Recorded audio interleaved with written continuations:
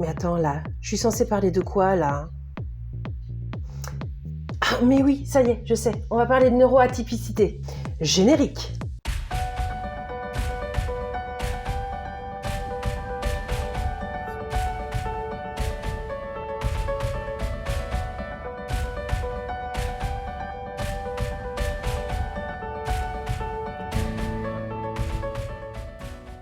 Bonjour, je suis Céline, magnétiseuse énergéticienne. Je suis donc maître Reiki aussi et formatrice. Et aujourd'hui, on va parler de neuroatypicité. Donc attends, non, reste ici. C'est pas un mot barbare, je t'assure. Mais j'ai besoin que tu comprennes ce que c'est que la neuroatypicité. Alors, si je vais expliquer de manière simple ce que c'est que la neuroatypicité, en gros, c'est ton cerveau qui a décidé, on va dire, de prendre des chemins différents par rapport aux neuroatypiques. C'est comme si, on va dire, les neuroatypiques prenaient l'autoroute et toi, tu décidais de prendre des petits chemins et les nids de poules qui vont avec. Est-ce qu'on est tous des génies incompris ou alors des étourdis de l'extrême? Spoiler, un peu des deux. Allez, je t'explique ça en détail. Donc la neuroatypicité, c'est un terme qui est plutôt général et qui englobe plusieurs fonctionnements au niveau donc du cerveau. Alors quand je dis qu'il englobe plusieurs fonctionnements, c'est simplement que dans la neuroatypicité est inclus plusieurs choses. Alors vous avez déjà les hypersensibles, mais vous avez aussi donc les troubles 10, les troubles dyslexiques, dyscalculiques, dysgraphiques, dysphasiques. Vous avez aussi les troubles déficitaires de l'attention avec ou sans hyperactivité. Vous avez les troubles de la sphère de l'autisme, TSA, mais vous avez aussi les phylocognitifs. Alors, les phylocognitifs, c'est ce qu'on appelait avant HPI, HPE, surdoué, enfin ce que vous voulez, voilà, dans ce sens-là. Alors qu'en fait, c'est juste une manière de penser qui est complètement donc différente. Alors, souvent, les personnes extérieures pensent qu'on veut en faire des cases, on veut faire de cette neuroatypicité je dirais une sorte de super pouvoir, une super capacité, alors que ce n'est pas du tout cela. En fait, il faut bien comprendre que au niveau du cerveau, il y a donc des zones qui vont, je dirais, plus ou moins fonctionner selon les neuroatypiques et selon effectivement ce qu'ils ont comme neuroatypie. Alors, je ne vais pas tout détailler là comme ça, et vous pouvez d'ailleurs retrouver toutes ces vidéos que j'ai faites il y a quelques années concernant donc les neuroatypiques, et je les ai vraiment détaillées donc cas par cas. Donc, n'hésitez pas donc à aller dessus pour voir éventuellement si cela peut vous interpeller. Mais tout ce que l'on peut voir, c'est qu'il y a de plus en plus de neuroatypiques comparés aux neurotypiques. Des études assez récentes prouvent que plus ça va, on est à peu près à 80% de neuroatypiques comparé à 20% de neurotypiques. Ce qui est intéressant d'ailleurs dans l'étude, elle montre vraiment que ce n'est pas une maladie et même si on appelle ça des troubles, c'est pas réellement des troubles, c'est juste que c'est une manière de penser, une manière de voir les choses qui sont totalement différentes. D'où d'ailleurs l'intérêt d'avoir de la neurodiversité dans le monde du travail. Donc sachez que de pouvoir parler avec des neuroatypiques, ça demande d'avoir quelques petites astuces que je vous expliquerai un peu plus tard dans cette vidéo, donc restez bien sur cette vidéo. Avant, je vais vous parler de certains clichés que peuvent avoir les personnes extérieures par rapport aux neuroatypiques. Je ne vais pas en dire beaucoup, mais déjà 3 pour que vous compreniez un petit peu en fait la réalité par rapport à ces clichés. Alors, cliché numéro 1, c'est par rapport au TDAH, donc trouble déficitaire de l'attention avec hyperactivité. Que ça vient de l'éducation. Alors, non et non. Voilà. Les parents, on va dire, font ce qu'ils peuvent. Quand il y a donc un enfant qui peut avoir de l'hyperactivité, je peux vous assurer que c'est très complexe de pouvoir, on va dire, le faire se poser. Un enfant qui peut être hyperactif, mais aussi un adulte, je sais ce qu'il en est, je suis hyperactif, c'est compliqué, on va dire, de se poser. Parce qu'effectivement, dès qu'on se pose, notre cerveau est à 200 km/h. Et même quand on se pose pas, de toute façon, il est à 200 km/h. Il y a toujours les idées qui font tac, tac, tac, tac, tac. Ah oui, mais ceci. Ah oui, il faut faire ça. Ah oui, ça, il y a ça. Donc, autant vous dire que c'est très épuisant, autant pour les parents, mais aussi autant pour les hyperactifs. Donc, non, ce n'est pas une question d'éducation. Et d'ailleurs, je vous invite réellement la prochaine fois quand vous allez, par exemple, faire vos courses et que vous voyez un enfant qui est en train de entre guillemets faire un caprice. C'est pas forcément faire un caprice, c'est tout simplement parce que c'est compliqué pour lui de gérer aussi donc les émotions dans certains lieux et en particulier au niveau des hyperactifs parce qu'ils ont besoin de courir un peu partout et malheureusement voilà, tous les lieux ne s'y prêtent pas. D'ailleurs, ce sont eux qui majoritairement vont être en burn-out au bout d'un moment parce que en fait ça tourne tellement à fond, ils ont tout le temps besoin de bouger que au bout d'un moment le corps s'épuise. C'est ce qui va leur permettre aussi d'apprendre aussi ce qu'on appelle la slow attitude, aller beaucoup plus lentement. Et ça n'empêche pas qu'on peut être hyperactif et travailler avec la slow attitude. Moi, c'est ce que je tends depuis des années et j'avoue que ça fait tellement de bien parce que ça permet, je dirais, de pouvoir poser certaines choses, d'avancer dans nos projets, mais ça permet aussi d'avoir du temps pour soi et ça, c'est pas négligeable. Alors, je vais prendre un deuxième cliché que je connais très très bien, d'ailleurs même pour les TDAH. Autant vous dire que tout ce que je vous donne comme cliché, c'est ce que j'ai pu avoir aussi comme réflexion, par exemple, ou ce que j'ai pu entendre autour de ma famille, puisque voilà, mes parents le sont, je le suis, mon mari l'est, mes enfants le sont, donc on est tous neuroatypiques et avec toutes les neuroatypicités qui existent. Donc autant vous dire que il n'y a pas de souci, je sais ce que c'est. Et ce deuxième cliché, c'est les autistes. Les autistes n'ont pas d'émotion. Eh bien, non, détrompez-vous lourdement. Il y en a certains qui ne vont pas être, on va dire, enclins à avoir, je dirais, à ressentir plutôt les émotions des autres, mais par contre, ils ont des émotions. D'ailleurs, la majorité du temps, quand ils font des crises, c'est qu'il y a eu une émotion qui est venue. Un stress, une tristesse, une colère, même des fois, ça peut être une joie qui va se transformer donc en crise parce que c'est trop pour eux. De même, voilà, quand je vois autour de moi, par rapport à une personne qui est très proche dans mon entourage, qui a un TSA, donc il est autiste Asperger, et je peux vous assurer que, mon Dieu, c'est un enfant, plus maintenant, mais les câlins, les bisous, mais qui sont même très très fortes, même trop forts des fois, voilà, c'est son émotion à lui, c'est la manière dont il peut dire voilà, je vous aime, je suis heureux avec vous. Donc ça, c'est aussi détecter, on va dire, les gestes qui prouvent qu'ils ont donc des émotions. Donc non, ils ne sont pas coupés des émotions. Au contraire, ils sont tellement pleins d'émotions que c'est ça qui fait que nous, on ne comprend pas quand on est à l'extérieur. Et quand on cherche à les comprendre, je peux vous assurer que c'est un vrai bonheur de pouvoir converser ou alors de pouvoir avoir un échange et une communication avec eux. Même pour les autistes qui sont très sévères, voilà, tout est dans l'émotion et même si c'est plus compliqué de communiquer avec eux, sachez que leur crise, c'est égal émotion. Alors, troisième cliché que je veux donner, c'est sur les phylocognitifs, qu'on appelle plus communément les HPI. Les HPI, en fait, ce sont tous des génies. Ah mon Dieu. Écoutez, autant vous dire, dans ma famille, on est tous phylocognitifs. Autant vous dire qu'on n'est pas tous, on va dire, à avoir eu des notes qui étaient comme ça. Alors j'ai la chance, on va dire, d'avoir des enfants qui eux, donc ont d'excellentes notes et pourtant, vous voyez, ça peut basculer, on va dire, d'un professeur à l'autre aussi s'il n'y a pas, on va dire, les émotions et des fois c'est même une catastrophe. Pour ma part, moi j'étais dans la moyenne parce que je voulais surtout pas, on va dire, qu'on m'aperçoit et mon conjoint, lui c'était plutôt dans la moyenne basse parce qu'en fait il pensait différemment, parce que c'est ça être phylocognitif, savoir déjà des pensées à arborescence, c'est-à-dire que dès que vous avez une pensée, hop, il y en a 5 autres qui arrivent et de ces 5 autres il y en a encore plein et je suis sûre que déjà rien qu'en disant ça vous vous posez des questions parce que vous dites mais c'est comme ça que je fonctionne. Sachez que les HPI non, ne sont pas tous des surdoués. Quand on pense qu'on est différent des autres, qu'on pense différemment des autres, ça peut créer aussi des blocages. Et il y en a beaucoup qui sont dans le côté vraiment plutôt échec scolaire, parce que en fait, ils voient pas forcément l'utilité de ce que l'on apprend actuellement, mais c'est aussi de se dire oh là, moi j'ai bien compris ça, mais je peux pas non plus te réexpliquer comment je l'ai compris. Ça aussi, punaise, et même encore ça existe, je l'ai vu moi avec mes propres enfants. Je vais dire pour cette année, voilà, la prof de maths de mon fils, j'ai eu une réunion avec elle parce que je lui ai demandé mais qu'est-ce que vous souhaitez qu'il fasse, parce qu'il avait bien la solution, il savait pas comment la redire. En tout cas, la manière dont il disait qu'il avait trouvé la solution ne convient pas tout simplement à sa prof de maths. Alors qu'il a la solution, il sait comment il y est arrivé, Mais non, comme c'est pas comme elle l'a proposé, c'est que c'est pas bon. Donc le nombre de zéros qu'il peut avoir à cause de ça, moi ça me met hors de moi. C'est une injustice incroyable.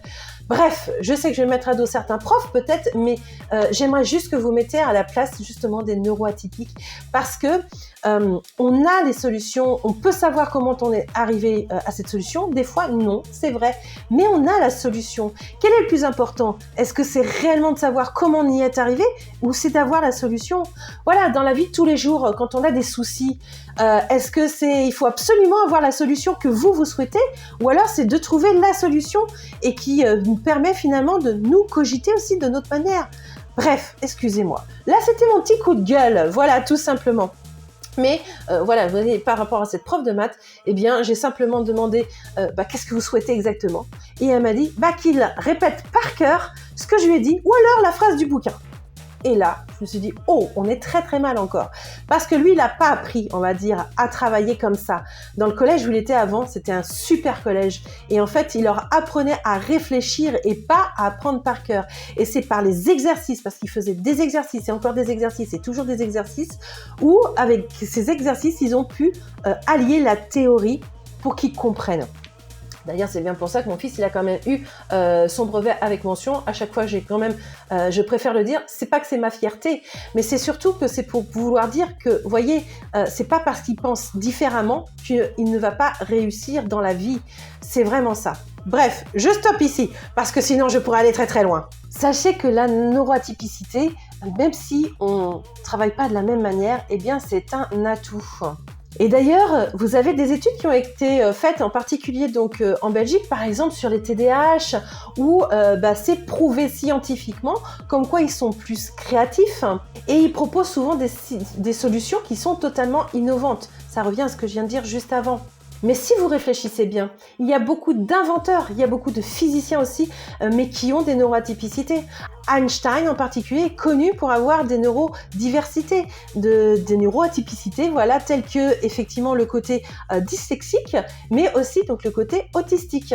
Moi, c'est pareil, il y a un physicien qui est indépendant, parce qu'il ne rentre pas non plus dans les cases, que j'aime beaucoup. Alors, les autres physiciens ne l'aiment pas du tout, mais il pense d'une manière autrement. C'est Nassim Haramein, qui lui est aussi donc dyslexique. Donc tout ça pour vous dire que c'est pas parce que vous pensez différemment que vous ne pouvez pas réussir. Et parents d'enfants neuroatypiques, c'est pas parce que vos enfants ne sont pas comme vous le souhaitez qu'ils vont pas réussir plus tard.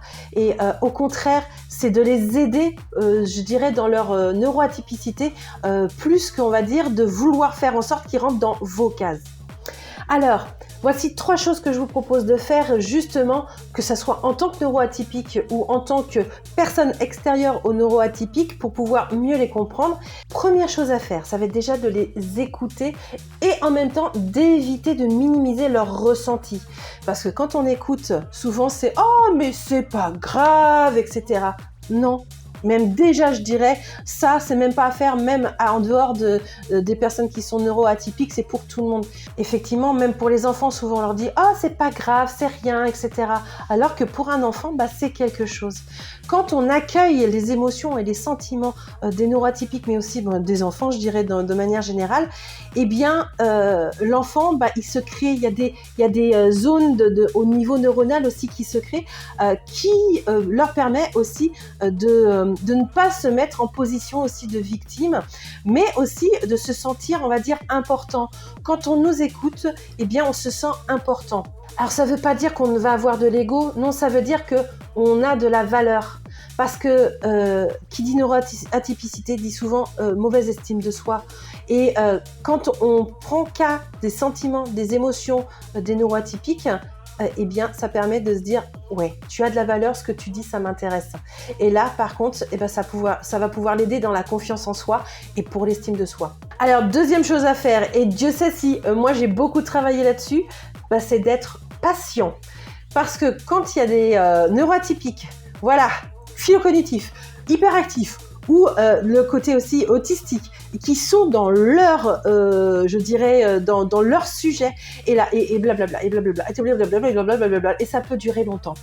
Mais c'est important de les laisser parler, parce qu'effectivement, s'ils n'ont pas fini, eh bien, ça va leur donner des émotions où ils peuvent être frustrés, ils peuvent être en colère, mais c'est surtout que ça va leur donner donc des émotions de ne pas avoir fini quelque chose et que il va y avoir un mal-être qui va se créer. Donc sachez que c'est important effectivement d'être patient. Laissez-les s'exprimer, c'est tout. Puis à un moment quand vous voyez que c'est finalisé, hop, là vous pouvez en profiter, aller dans la brèche pour pouvoir parler ou simplement dire bon bah au revoir, voilà, et partir faire vos occupations en disant bon, je te remercie pour c'est très intéressant ce que tu viens de dire, mais là je dois partir, donc je te dis donc à très bientôt. Troisième chose que je te propose, eh bien par rapport aux neuroatypiques, arrêtez de leur dire faites des efforts. Je peux vous assurer, ils en font déjà énormément.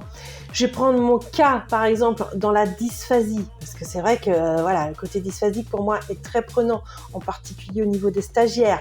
Surtout quand je trouve pas mon mot, qu'ils essaient de chercher le mot à ma place, c'est très très embêtant parce que c'est pas forcément le bon mot et c'est que justement quand ils me disent un autre mot, je perds encore plus le mot que je voulais dire à la base.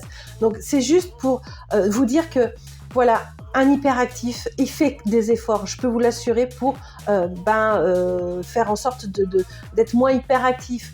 Un trouble déficitaire de l'attention, il fait des efforts pour se rappeler des choses, mais s'il n'a pas les techniques, les astuces, c'est compliqué, c'est complexe. Pareil pour un autiste, de faire un effort, ressent ce que moi je ressens, c'est compliqué aussi pour eux, et pourtant ils en font des efforts. Tous les neuroatypiques, je peux vous assurer, lorsque je travaille au niveau énergétique, on travaille toujours sur cette dualité. Cette dualité où ils se sentent pas, on va dire, dans la norme parce qu'on fait que de leur dire, et le fait que ils sont eux et que c'est plus fort qu'eux, en fait, cette neuroatypicité, c'est un trouble, entre guillemets, neurobiologique. Ils sont nés comme ça et ils vont mourir comme ça. Donc, ils peuvent pas être quelqu'un d'autre. Par contre, ils peuvent améliorer les choses par des petites choses dans le quotidien pour mieux vivre. Et ça, c'est des choses que je fais depuis presque 15 ans maintenant, au niveau donc de l'énergétique, puisque je sais travailler au niveau énergétique, je sais sur quelle zone du cerveau je peux travailler selon les neuroatypicités, mais pas que. J'ai également donc des accompagnements pour aider les neuroatypiques à mieux vivre, par exemple pour gérer leur temps, pour gérer leurs émotions, pour gérer les pensées à arborescence, pour faire de la bienveillance envers eux-mêmes. En fait, tout ça, je peux donc les aider. Souvent, donc on fait ça donc en suivi, en accompagnement. J'aime pas le mot coaching, merde. Donc autant vous dire, c'est pas des coachings que je propose, c'est vraiment un accompagnement, parce que ça, les solutions que je leur propose, c'est des choses qui vont pouvoir continuer donc seules aussi de leur côté. C'est ça le but, c'est de devenir autonome aussi. Donc c'est faisable, parce que être neuroatypique, c'est absolument pas un défaut. C'est au contraire utiliser donc cette neuroatypicité pour en faire des atouts, pour en faire des compétences. Et croyez-moi que tout neuroatypique a plein de compétences, a énormément d'atouts. Alors si cette vidéo vous a plu, je vous propose donc de liker, de partager, et puis pourquoi pas de commenter. Moi j'aimerais bien savoir en particulier quelles sont les plus grandes difficultés que tu peux avoir en tant que neuroatypique. Mais vous aussi en tant que parent, j'aimerais bien savoir quelles sont les difficultés que vous avez en tant que parent de neuroatypique. Et puis si tout ça, ça vous intéresse, mes accompagnements, vous aurez donc les liens qui se trouvent en dessous de cette vidéo, et ça sera un vrai plaisir de pouvoir vous aider avec toutes ces expériences que je peux avoir. J'ai pu établir des stratégies, si on peut le dire comme ça, pour vivre au mieux. Et je dois avouer que je suis très heureuse de ma vie. Je peux pas dire effectivement que j'ai de la tristesse tout le temps. Si je suis triste, c'est parce que j'ai eu vraiment des moments tristes, on va dire, dans ma vie, mais c'est beaucoup plus de bonheur qu'autre chose. Et même en tant que parent, ça m'a permis, toutes ces expériences, de me dire ok, donc on peut faire les choses différemment. Et en faisant des choses différemment, en apprenant aussi à nos enfants qu'ils ont des compétences énormes. Et n'oubliez pas, nos enfants, c'est aussi les enfants donc du futur. Et voyez, avec leurs idées innovantes, je peux vous assurer que même déjà, j'ai des enfants qui ont même pas 10 ans et qui me proposent des projets pour le futur par rapport à l'écologie, par rapport, on va dire, au bien-être des gens. Je trouve ça énorme. Donc voilà, vous êtes en train donc d'élever et d'éduquer des enfants qui vont nous aider de toute façon plus tard, et ça commence déjà par vous. Donc n'hésitez pas, voilà, je me tiens à votre disposition et je vous souhaite une excellente journée ou une excellente soirée selon le moment où vous allez voir cette vidéo et on se dit à très bientôt. Ciao, ciao!